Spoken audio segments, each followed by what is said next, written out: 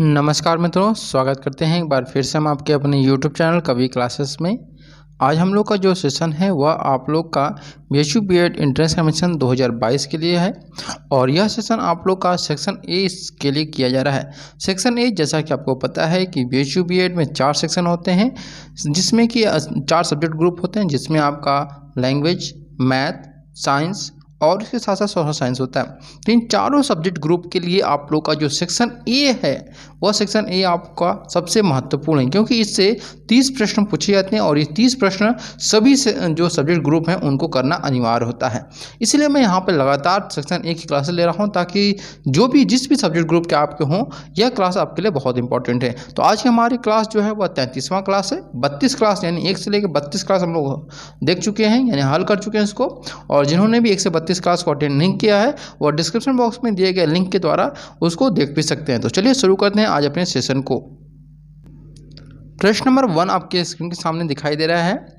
A child is the most isolated, what would you do. यानी कि कोई बालक जो है वह सबसे अलग थलग रहता है, यानी पृथक पृथक रहता है। तो उस कंडीशन में एज ए टीचर आप क्या करेंगे। ऑप्शन नंबर ए आपके पास रहेगा कुछ नहीं करेंगे, बी रहेगा कि उसे डांटेंगे, ऑप्शन नंबर सी रहेगा कि उससे उस पर विश्वास प्राप्त करेंगे, या फिर उसे उत्तरदायित्व दे करके उसका जो अकेलापन है उससे दूर करने की कोशिश करेंगे। तो यहाँ पे अगर हम बात करें तो ऑप्शन नंबर हम सी यहाँ पे पर्याप्त मात्रा में सही कर सकते हैं, क्योंकि एज ए टीचर हमें किसी भी बालक का विश्वास अगर हम प्राप्त कर लेते हैं तो उसका जो अकेलापन है वो अकेला क्यों रह रहा है इसकी जानकारी हमें हो जाएगी और उसका कारण हम लोग को पता चल जाएगा कि वह अलोन क्यों रह रहा है। तो अगर हम यहाँ पे उसका विश्वास प्राप्त कर लेते हैं, यानी जीत लेते हैं, तो हम उस बालक को जो पृथक पृथक रहता है, यानी कि अकेलापन उसका रहता है, उसको दूर करने में सहायक हो सकते हैं। तो ऑप्शन नंबर सी आपका सही होगा। प्रश्न नंबर 2 यहाँ पे दिया हुआ है कि आपके विद्यालय में 10 छात्र जो हैं वह किसी 10 दिवसीय भ्रमण पर जा रहे हैं। ठीक है, कुछ छात्र जो हैं, मान लेते हैं 10 छात्र जो हैं वह 10 दिन ही आपके 10 लोग क्या कर रहे हैं, भ्रमण पे जा रहे हैं। भ्रमण मतलब आप कह सकते हैं कि किसी टूर पे जा रहे हैं या फिर किसी कह सकते हैं ऐतिहासिक स्थल पे जा रहे हैं, और उसमें आपके प्रधानाध्यापक यानी कि जो आपके प्रिंसिपल है वो आपको बोल रहे हैं, एज ए टीचर आपको बोल रहे हैं कि आप भी जो बच्चे हैं उनके साथ 10 दिवसीय भ्रमण पर आपको जाना है। ठीक है, तो इस संबंध में आप क्या सोचेंगे। मेरा समय खराब होगा, यानी आप सोचेंगे कि मेरा 10 दिन वहाँ पे जाने के बाद मेरा समय खराब होगा, इससे मुझे नया ज्ञान प्राप्त होगा, यानी कि मैं जब वहाँ पे जाऊँगा तो मुझे नई ज्ञान यहाँ पे प्राप्ति होगी। ऑप्शन नंबर सी, छात्रों तथा अन्य व्यक्तियों के साथ अंतर संबंध बढ़ेंगे, यानी कि जब मैं वहाँ जाऊँगा तो छात्र के साथ साथ जो अन्य व्यक्ति वहाँ पर रहेंगे उनके साथ भी मैं अपना संबंध स्थापित कर सकूँगा। ऑप्शन नंबर डी यहाँ पे मनोरंजन तो होना ही था। ठीक है, यानी कि मैं वहाँ पर जाऊँगा तो मेरा मनोरंजन होगा। तो कौन सा ऑप्शन यहाँ पे सही होगा, तो ऑप्शन नंबर यहाँ पे अगर बात करें तो सी जो होगा वह आपका सही आंसर होगा। ठीक है, सी सही होगा, या फिर क्या होगा, तो आपका ऑप्शन में क्या होगा, यहाँ पे सी सही होगा कि छात्रों से अन्य व्यक्तियों के साथ आपका संबंध क्या होंगे, बढ़ेंगे। प्रश्न नंबर 3 यहाँ पे दिया हुआ है कि if the relationship between the teacher and the student is hostile, it will have an adverse effect not only on the student but also on the teachers as well. Do you agree with this? यानी कि आपको यहाँ पे कहने का तात्पर्य क्या है, अध्यापक और छात्रों के बीच में यदि अंतर संबंध जो है द्वेषपूर्ण हो, क्या हो, द्वेषपूर्ण हो, तो उनका यानी कि तो उसका प्रतिकूल प्रभाव न केवल छात्रों पर पड़ेगा वरन अध्यापक पर भी वैसा ही प्रभाव पड़ेगा। क्या आप इस बात से सहमत हैं। यानी कि जब एक छात्र एक टीचर के बीच में क्या आ जाए, द्वेषपूर्ण भाव आ जाए, यानी कि जलन की भावना आ जाए, तो उससे किस पर सबसे ज़्यादा प्रभाव पड़ेगा ये आपको बताना है। तो ऑप्शन नंबर ए यहाँ पे सही होगा। हाँ, बिल्कुल पड़ेगा, छात्र पर ही नहीं बल्कि आपके उस टीचर पर भी यहाँ पर प्रभाव पड़ेगा कि जो अध्यापक और टीचर आपस में द्वेष कर रहे हैं। प्रश्न नंबर 4 दिया हुआ है कि the more people we contact and meet the more our capacity for inter relationship will increase. Do you agree with this. It means हम जितने अधिक व्यक्तियों को से संपर्क करेंगे वह मिलेंगे, हमारे अंतर संबंधों की क्षमता उतनी ही बढ़ती जाएगी। क्या आप इससे सहमत हैं। प्रश्न नंबर 4 का आंसर बताते रहिए। नहीं, पूर्णतः सहमत हैं, संभवतः, या फिर कभी नहीं। तो प्रश्न नंबर 4 के लिए अगर बात करें तो ऑप्शन नंबर बी सही होगा, पूर्णतः सहमत होंगे। यानी कहने का तात्पर्य क्या है कि हम जितने भी अधिक व्यक्तियों से मिलेंगे, उनसे संपर्क करेंगे, कॉन्टेक्ट करेंगे, हमारा जो अंतर संबंध है वह उतना ही जल्दी क्या होगा, बढ़ेगा। ये हम लोग पूरी तरह से इसको सहमत मानेंगे। अब आते हैं प्रश्न नंबर 5 पर। क्वेश्चन नंबर 5 दिया हुआ है कि should the teacher play with the students on the playground, यानी कि क्या शिक्षक को खेल के मैदान पर छात्रों के साथ खेलना चाहिए? कभी भी नहीं, कभी भी, या फिर खेलना चाहिए, या फिर इच्छा पर निर्भर करना चाहिए। तो ऑप्शन नंबर हम यहाँ पे सी को सही मानेंगे। क्यों? क्योंकि अगर आप एक टीचर जो है वह अगर स्पोर्ट्स का जो मैदान है यानी फील्ड है वहाँ पर अपने स्टूडेंट के साथ खेलता है तो उससे क्या होगा कि स्टूडेंट का मनोबल भी बढ़ता है, और स्टूडेंट क्या होगा कि कोई गलती करता है तो उस पर जो टीचर होंगे उनको समझाने और उनको मार्गदर्शन करने के लिए वहाँ पर उपस्थित होंगे। तो ऑप्शन नंबर सी आपका सही होगा। क्वेश्चन नंबर 6 दिया हुआ है कि every one learns a lot by interacting with each other, to what extent do you agree with this statement, यानी कि प्रत्येक व्यक्ति एक दूसरे से संपर्क करके बहुत कुछ सीखता है। क्या आप इस कथन से सहमत हैं? बिल्कुल यहाँ पे हम सहमत होंगे कि एक दूसरे से संपर्क करके ही हम बहुत कुछ सीख सकते हैं। प्रश्न नंबर 7 दिया हुआ है कि the son of district education officer studies in your class, how would you behave towards him, यानी कि आपकी क्लास में जिला शिक्षा अधिकारी, जिसको हम लोग इंग्लिश में क्या बोलते हैं, डिस्ट्रिक्ट एजुकेशन ऑफिसर डीईओ का पुत्र जो यानी बेटा जो पढ़ता है, तो आपका व्यवहार उसके प्रति कैसा होगा? अन्य छात्रों को जैसा होगा, अच्छा होगा, विशिष्ट होगा, या फिर चाटुकारितापूर्ण होगा। यानी कि जैसे कि मान लेते हैं कि आप टीचर हैं, अपनी क्लास में, आपकी क्लास में क्या हुआ कि जिला अधिकारी का बेटा आ गया पढ़ने के लिए, आप क्या करेंगे? दिन भर उसके आवभगत करते रहेंगे। तो क्या ये सही है?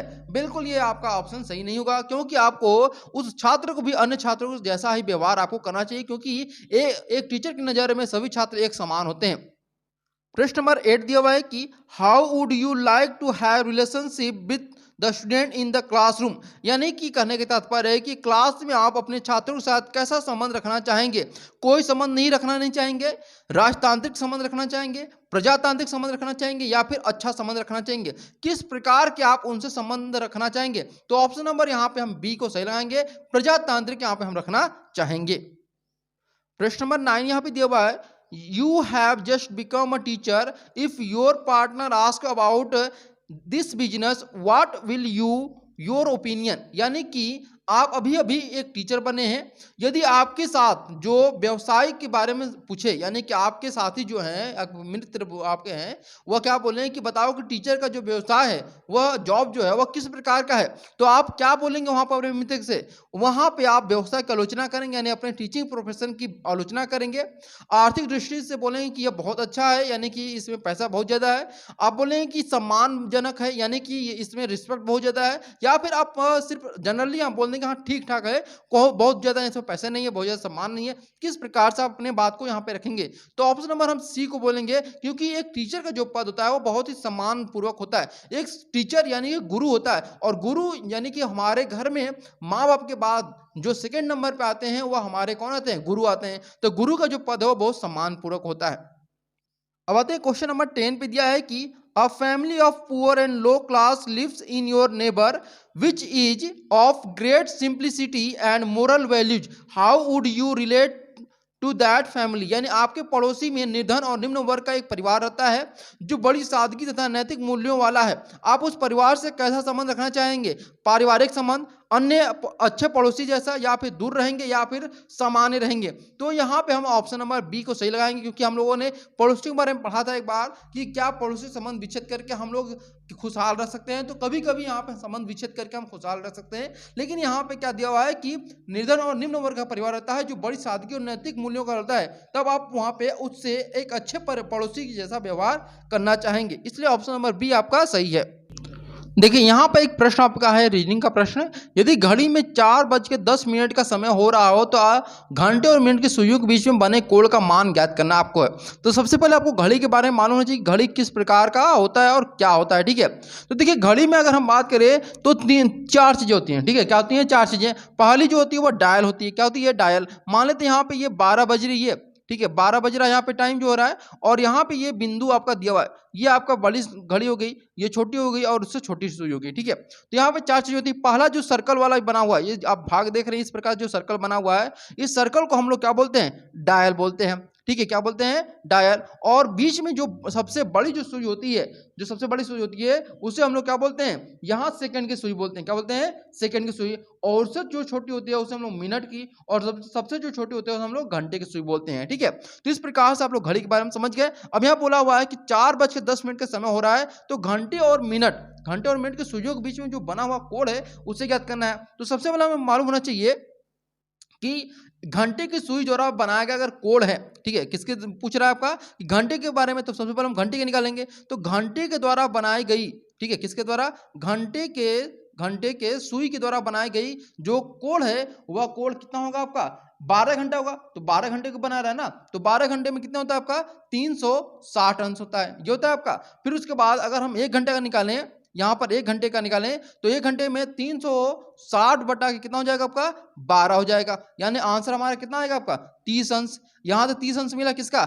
घंटे के सुई का। ठीक है, अब हम लोग फिर से देखेंगे, बोला हुआ है कि 4 घंटा 10 मिनट का, ठीक है, 4 घंटा 10 मिनट का। तो यहाँ पे 30 का मल्टीप्लाई कर देंगे किसमें, 4 से, तो कितना हो जाएगा, 4 से 12, यानी कि 120 हो जाएगा, 120। अब यहाँ फिर बोला है कि फिर आपको बना हुआ है 30, यहाँ पे 10 दिया हुआ है, 10 मिनट। अब यहाँ पे बोला हुआ है कि 60 मिनट बराबर 30 अंश होता है, और 1 मिनट बराबर 30 बटा के 60, यानी कि 1 अंश बटा के 2 हो गया, ये हो गया। अब यहाँ पे बोला हुआ है कि 10 मिनट ये आपका निकालना है, तो 10 मिनट निकालने के लिए क्या करेंगे कि 10 गुणे 1 बटा के 2 कर देंगे हम लोग। ठीक है, अब ये 1 बटा 2 करेंगे, यानी कि आपका 2 5 10, यानी कि 5 आ गया, ये आपका 5 अंश ये हो गया, और इसके बाद 120 अंश ये हो गया आपका, 120 अंश ये हो गया। तो 120 अंश को 5 अंश में ऐड कर दीजिए, तो हमारा कितना आ जाएगा, 125 अंश आ जाएगा। ठीक है, आ जाएगा 125 अंश। तो इस प्रकार हम फिर क्या करेंगे, फिर बोला है कि मिनट की सुई द्वारा बनाया गया कोण, पहले हम घंटे का निकाले, अब मिनट का निकालेंगे। तो जब मिनट का निकालेंगे तो मिनट में हम क्या करेंगे, 125 में से -60 कर देंगे, क्योंकि 1 मिनट में 60 सेकंड होता है, तो -60 कर देंगे 125 में से, तो हमें कितना प्राप्त होगा, 65। तो हमारा आंसर जो आएगा वह कितना आएगा, 65 अंश आपका आंसर आएगा। तो इस प्रकार से हमारा ऑप्शन कौन सा हो जाएगा, आपका यहाँ पर ए आंसर सही होगा। अब देखिए, पिछला जो क्वेश्चन था हम लोग का, उसमें पूछा हुआ था कि 4:10 समय हो रहा है, तो घंटे और मिनट की सुई बताइए। अब इसमें क्या पूछा हुआ है कि 10:20 के समय हो रहा है, तो घंटे और मिनट की सुइयों के बीच में बने कोण का मान ज्ञात कीजिए। दोनों क्वेश्चन सेम है। अब यहाँ पे पहला तरीका मैंने बताया कि करके वो विस्तार वाला तरीका था, इसको हम शॉर्ट फॉर्म में करेंगे, और उस क्वेश्चन को भी अभी शॉर्ट फॉर्म से करेंगे तो आपको आसानी पड़ेगा। एक फॉर्मूला होता है, उस फॉर्मूला को आपको याद करना होता है कि बीच का कोण अगर याद करना हो, किसका कोण, बीच का अगर कोण याद करना होता है, तो बराबर हो जाता है, बीच का कोण बराबर यहाँ पे 30 घंटा, यानी कि 30 एच हो जाता है, एच का मतलब आवर्स, उसके बाद यहाँ पे प्लस एम अपॉन में 2, एम का मतलब होता है मिनट अपॉन में 2, और ये आपका जो होता है इसको हम लोग लगभग बोलते हैं। ठीक है, ये हम लोग लगा देंगे लगभग। फिर यहाँ पे 6m, यानी कि 6 मिनट हो गया। अब ये देखिए क्या हुआ कि 30 और h दिया हुआ है, ठीक है, 30 और h दिया हुआ है ना। अब यहाँ पे देखिए क्या करना है हम लोग को, 10:20 हो रहा है, 10:20 हो रहा है, तो यहाँ पे हम लोग क्या करेंगे, h हमारा क्या दिया हुआ है, 10 दिया हुआ है, और आपका यहाँ पर जो दिया हुआ है m जो दिया हुआ है वो कितना है, 20 है। तो हम लोग क्या करेंगे, 30 गुणे h का मान कितना होता है, 10, ये दे दिया 10, उसके बाद फिर प्लस करेंगे, फिर m का मान कितना दिया, 20, तो 20 बटा के हम लोग क्या करेंगे, 2 कर देंगे। फिर ये आपका लगभग 6 मिनट दिया हुआ, तो 6 का मल्टीप्लाई करेंगे 20 में करेंगे हम लोग। ठीक है, अब जब इसको हल करिएगा आप लोग अपने कॉपी पेन पर हल करिएगा, तो 10 × 30 ये हो गया, इसके बाद 2 दहा में 20, यानी कि 10 ये कट जाएगा आपका। तो यहाँ पे आपका जो आंसर आएगा ये आपका हो जाएगा 310। पहले 30 का 10 में गुणा करें तो 310 हो जाएगा 310। फिर इसके बाद हम लोग क्या करेंगे कि लगभग ये आपका हो जाएगा 120 हो जाएगा। ठीक है, 120 हो जाएगा। तो 310 में से हम 120 का मतलब होता है प्लस भी करना और माइनस करना, तो इसमें हम माइनस कर देते हैं। क्या करेंगे, माइनस कर देंगे। 310 में से 120 माइनस करेंगे तो हमें कितना प्राप्त होगा, 190 मालूम हो जाएगा, है ना। क्या हो जाएगा, 190। और आपको पता है कि 190 जो है 180 से ज्यादा है, इसलिए क्या करेंगे, जब भी 130 से ज्यादा हो इसका मान जो 130 से ज्यादा हो, तो हम लोग क्या करते हैं कि 360 में से 190 को माइनस कर देंगे। ठीक है, क्या करेंगे, 360 में से माइनस कर देंगे 190 को, तो हमारा आंसर क्या जाएगा, 170 आ जाएगा। ठीक है, यानी कि 360 में से हम लोग क्या करेंगे, ये आपका जो आंसर दिया हुआ है ना 190, इसको हम लोग माइनस करते हैं, और 190 माइनस करेंगे तो हमें जो आंसर प्राप्त होगा वह 170 अंश होगा। 170 अंश, इस प्रकार से हमारा आंसर 170 अंश होगा। तो कौन सा आंसर होगा आपका, सी ऑप्शन आपका सही होगा। चलिए फिर से मैं आप लोग को समझाने की कोशिश कर रहा हूँ, क्योंकि आप लोग को इस जो कह सकते हैं कि घंटे वाला है काम, यानी क्लॉक वाला क्वेश्चन है, वो एक क्वेश्चन जरूर आता है आपके एग्जाम में, ठीक है। तो क्या करेंगे हम यहाँ पे, समझिए यहाँ पे क्वेश्चन दिया हुआ है। क्वेश्चन दिया है कि 2:30 के समय होता है, घंटे और मिनट के सुइयों के बीच में बने कोण का मान ज्ञात करना है, ठीक है। तो 2:30 दिया हुआ है, तो सबसे पहले हम लोग को मालूम है कि यहाँ पे 2 क्या है, एच है, और एम, यहाँ पे एम क्या है आपका 30 है। तो आपको मालूम है फॉर्मूला क्या है आपका कि बीच में बने कोण का मान अगर याद करना है तो हम लोग क्या करते हैं, 30 एच, ये हो गया 30 एच, इसके बाद हम लोग क्या करते हैं प्लस एम अपॉन में 2 कर देंगे, फिर आपका ये लगभग हो गया, लगभग के बाद हम लोग क्या करते हैं 6m कर देंगे, ठीक है। 6m हो जाएगा आपका, ये आपका 6m हो गया। अब क्या करेंगे हम लोग, इसको हल करेंगे तो 30h का मतलब होता है कि 30 का मल्टीप्लाई करेंगे हम लोग h में, h क्या हमारा 2 है। इसके बाद फिर हम लोग क्या करेंगे इसमें कि प्लस करेंगे 30/2 हो जाएगा ये आपका। फिर हम लोग क्या करेंगे, ये आपका लगभग, फिर यहाँ पे 30 कर दिया जाएगा, 30 और गुणे 6 कर देंगे, ठीक है। तो ये हमारा, अब जब इसको हल करेंगे आप लोग तो ये आपका आंसर कितना आ जाएगा, 180 माइनस 175 कर देंगे, ठीक है। यहाँ पे 1 मिनट, इसको हल करिए सबसे पहले, 30 गुणे 2 प्लस 30/2, इसको हल करेंगे तो आपका आ जाएगा 75, ठीक है। इसको आ जाएगा 75, और ये फिर लगभग है तो 6 का गुणा 30 में करिए कितना आएगा 180। अब देखिए यहाँ पे ये वाला भाग जो सबसे ज्यादा बड़ा, जो बड़ा भाग होगा, अंक जो बड़ा होगा, उसमें से छोटे अंक को घटा देंगे, यानी 180 में से 175 को घटाएंगे हम लोग तो कितना प्राप्त होगा, 105 अंक प्राप्त होगा, ठीक है। तो इस प्रकार से हमारा आंसर कौन सा हो जाएगा, बी ऑप्शन आपका सही होगा, ठीक है, बी ऑप्शन सही होगा। चलिए अब आते हैं हम लोग प्रश्न नंबर 14 पे। दिया हुआ है कि किसी घड़ी में 4 बजे का समय हुआ है, दर्पण प्रतिबिंब समय क्या होगा, ये आपको बताना है, ठीक है। देखिए क्या हुआ कि दर्पण प्रतिबिंब आपको बताना है, ठीक है। किसका बताना है, दर्पण प्रतिबिंब, यानी कि घड़ी दिया हुआ, उस घड़ी को हम लोग दर्पण में देखते हैं, यानी शीशे में देखते हैं, तो 4 बजे अगर समय दिख रहा है तो उस समय कौन सा समय होगा, 5 बजेगा, 6 बजेगा, 7 बजेगा या फिर 8 बजेगा। तो इसको हल करने का बस एक ही तरीका फॉर्मूला है कि क्या करते हैं हम लोग, जब भी हम लोग दर्पण में देखना हो तो 12 आपका घंटा होता है, 12 घंटा होता है, 12 में से आपको 4 को जितने बजे रहा होगा उतना बजे को माइनस कर दीजिए, और जितना आएगा आंसर वही आपका हो जाएगा, यानी 8। यानी कि आप घड़ी में देखेंगे, जैसे घड़ी में 4 बज रहा है और शीशे में जब देखेंगे तो आपको उस समय कितना बजे दिखाई देगा, 8 बजे दिखाई देगा, ठीक है। समझ गए आप लोग, यानी कि अगर घड़ी में इस समय 4 बज रहा है और उसी घड़ी को आप लोग शीशे में देखिए तो क्या होगा, आपको शीशे में कितना बजते हुए दिखाई देगा, 8 बजते हुए दिखाई देगा आपको। देखिए क्या अभी यहाँ पे प्रश्न नंबर 15 में सेम कंडीशन यहाँ पे दिया हुआ है, लेकिन यहाँ पे थोड़ा सा चेंज क्या दिया है, पिछले वाले क्वेश्चन में दिया था केवल और केवल घंटा दिया हुआ था, लेकिन इसमें आपका घंटा और साथ साथ क्या दिया है, मिनट भी दिया हुआ है। तो पूछा है कि यदि किसी घड़ी में 4:40 का समय हुआ हो तो दर्पण प्रतिबिंब में क्या समय होगा। तो जब भी आप ध्यान रखिएगा, जब भी आपका घंटा के साथ मिनट दिया हुआ हो तो हम एक चीज यहाँ पे ध्यान रखिएगा कि हमें अगर दर्पण प्रतिबिंब का समय ज्ञात करना हो तो दर्पण प्रतिबिंब का समय अगर हम लोग को पता तो है नहीं हम लोग को, तो क्या करते हैं कि अभी हम 12 में से घटाए, कितने में से घटाए थे, 12 में से, क्योंकि उस समय पूरा एक्यूरेट आपका घंटा दिया होता है, लेकिन इसमें दिया नहीं ना एक्यूरेट। अब जितना कम होगा इसमें से उतना हम लोग माइनस कर देंगे। जैसे आप लोग को पता है कि 12 घंटा है तो 12 घंटे को हम लोग इस प्रकार से लिख सकते हैं कि 11 संबंधे 60, यानी कि 11:60। इसको हम लोग 12 बजे कहेंगे कि नहीं कहेंगे। तो ठीक इसी प्रकार से 4:40 है तो 4:40 को हम लोग माइनस कर देंगे। अब ये माइनस कर दीजिए आप लोग, क्या करिए तो 60 में 40 घटाएंगे तो कितना बचेगा 20, और उसके बाद यहाँ पे 11 में से 4 घटाएंगे तो कितना बचेगा 7। यानी कि हम जब दर्पण प्रतिबिंब में दिखेंगे कि अगर घड़ी में 4:40 हो रहा है तो वही 4:40 हमारे शीशे में कितना दिखाई देगा, 7:20 दिखाई देगा। समझ गए आप लोग इसको। अब आते हैं अगले प्रश्न की तरफ। प्रश्न नंबर 16 दिया हुआ है कि यदि किसी घड़ी में 4:40 का समय हुआ हो तो बताइए इस घड़ी का दर्पण प्रतिबिंब में क्या होगा। अभी इसके पहले जो 14 क्वेश्चन था उसमें हम लोगों को केवल घंटा दिया हुआ था, 15 क्वेश्चन में हम लोग को घंटा और मिनट दोनों दिया हुआ था। अब 16वां जो क्वेश्चन है इसमें घंटा, मिनट और सेकंड तीनों दिया हुआ है। तो हम लोग क्या करते हैं, 12 बजे लिख रहे थे तो 12 बजे हम लोग कुछ इस प्रकार से लिख सकते हैं, 11:59:60। ये भी तो हमारा 12 बजेगा कि नहीं, 12 बजेगा। अब यहाँ पे बोला है कि 4:40 तो 4:40 और 53 इसको आप लोग माइनस कर दीजिए, ठीक है। क्या करेंगे आप लोग, माइनस कर दीजिए। अब जब माइनस करेंगे 60 में 53 घटाएंगे तो कितना बचेगा आपका 7 बचेगा। ठीक है। फिर यहाँ पे आपका 59 में से 40 घटाएंगे तो कितना बचेगा, 19 बचेगा। फिर यहाँ पे आप लोग क्या करेंगे कि 11 में से 4 को घटाएंगे तो कितना बचेगा, 7 बचेगा। यानी कि हम लोग का अगर हमारे घड़ी में वर्तमान समय में 4:40 हो रहा है, तो घड़ी में अगर हम वही दर्पण में देखेंगे तो वही हमारा समय कितना बचेगा, 7:19 ये आपका दिखाई देगा। चलिए अब आते हैं प्रश्न नंबर 17 पे। दिया हुआ है कि 2:25 का जल प्रतिबिंब। अब पहले क्या था कि आप लोग का दर्पण प्रतिबिंब का सवाल था 16 तक। अब यहाँ पे 17 पे क्या होगा कि जल प्रतिबिंब का समय पूछा हुआ।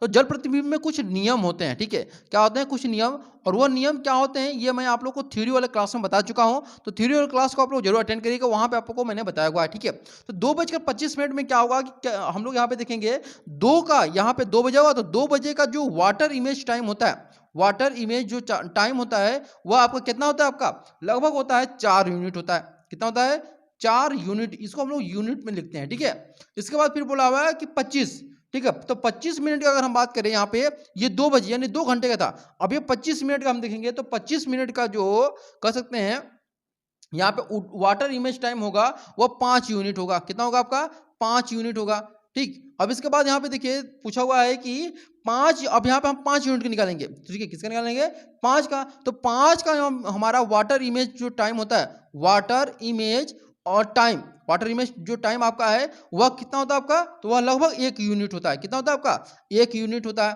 ठीक। इसके बाद फिर हम लोग देखेंगे कि 1 यूनिट का कितना मिनट होता है। 1 यूनिट का अगर हम बात करें यहाँ पर 1 यूनिट, तो 1 यूनिट का लगभग होता है वह 5 मिनट होता है, ठीक है। कितना होता है आपका, 5 मिनट। तो इस प्रकार से हमारा जो आंसर आएगा वह क्या होगा कि 2:25 दिया हुआ है, 2:25। इसका अगर हम बात करें तो आंसर हमारा जो आएगा वाटर इमेज का वो 5 मिनट आएगा। कितना आएगा आपका, 5 मिनट आएगा। आखिर में हमारा जो आंसर आ रहा है कितना होता है, 5 मिनट। इसलिए आपका 5 मिनट आपका आंसर सही आंसर आएगा, ठीक है। ये क्लियर हो गया आपको बातें। तो ऑप्शन नंबर हमारा कौन सा हो जाएगा, ये सही हो जाएगा। यानी कि 4:05 हमारा सही आंसर होगा, क्योंकि 2 वाटर इमेज का, 2 वाटर इमेज जो आपका टाइम दिया हुआ 4 यूनिट होता है। तो 4 यूनिट मतलब 4 बज गया। अब 5 मिनट ये आपका 5 मिनट हो गया। तो ऑप्शन नंबर ए आपका सही होगा। देखिए प्रश्न नंबर 20 दिया हुआ और आज का हमारा ये आखिरी प्रश्न है कि यदि घड़ी की संख्याओं को 1 को एम से, 2 को एल से और आगे भी इसी प्रकार से लिखा जाए 10 पर कौन सा अक्षर होगा। देखिए क्या करेंगे, सबसे पहले इसको हम लोग फॉर्मूला से भी लगा सकते हैं और एक सिंपल वे से भी लगा सकते हैं। जैसे मान लेते हैं कि यहाँ पे एक घड़ी बना देते हैं हम लोग, ठीक है। सिंपल सा एक घड़ी बना देते हैं और ये देखिए आपका घड़ी जब बन गया तो यहाँ पे आपको बोला है कि 1 को हम एम से करते हैं डिनोट। यानी मान लेते हैं यहाँ पे ये 12 का हो गया सुई और ये आपका 1 का हो गया। तो 1 को हम लोग किस पर लिखे हैं, एम से लिखे हुए हैं, ठीक है। 1 2 3 4 5, फिर यहाँ पे हम लोग का 6 हो गया, फिर ये आपका 7 हो गया, फिर इसके बाद 8 हो गया, ठीक है। फिर यहाँ पे 9, फिर यहाँ पे हम लोग का क्या हो जाएगा 10, और ये आपका 11 और ये आपका 12 हो गया, ठीक है। ये 12 है ना। अब यहाँ पे देखिए क्या बोला है कि एम, फिर एम के बाद कहता है एल, एम एल, उसके बाद फिर हम लोग का क्या हो जाएगा एम एल, फिर के हो जाएगा, के बाद जे हो जाएगा यहाँ पे 4th वाले पे जे, और 5 वाले पे क्या हो जाएगा आपका यहाँ पे आई हो जाएगा। जे के बाद यहाँ पे क्या होता है आई, जे आई, फिर यहाँ पे आपका हो जाएगा एच, एच हो गया। फिर इसके बाद क्या हो जाएगा जी हो जाएगा, ठीक है। जी हो गया, जी के बाद फिर क्या हो जाएगा आपका ई हो जाएगा, ये हो गया। अब ई के बाद आपका 9वें स्थान पे क्या हो जाएगा आपका ई हो जाएगा, ठीक है। और 10वें स्थान पे आपका क्या हो जाएगा डी हो जाएगा। तो इस प्रकार से हमारा ऑप्शन कौन सा हो जाएगा, डी ऑप्शन, यानी कि सी ऑप्शन जो आपका सही होगा। उम्मीद है आज का सेशन जो है आप लोग के लिए अच्छा होगा और उम्मीद है आप लोग समझेंगे कि हम लोग आज प्रीवियस प्रश्नों को हल किए हैं और जो आप लोग का करंट एजुकेशन सिनेरियो का सेशन है उसे हम लोग कल फिर हल करेंगे, ठीक है। क्योंकि ये आप लोग का रिकॉर्डेड क्लास था इसलिए आप लोग को बहुत ज़्यादा समय नहीं मिल पाया कि इसको हम लोग अच्छे तरीके से हल कर पाएँ, लेकिन फिर भी जितना मैंने किया कोशिश किया, जितना मुझसे हो सका आप लोग को बेहतर से बेहतर प्रोवाइड करने की कोशिश मैंने की है। Okay, thank you everyone, thank you so much for watching this video.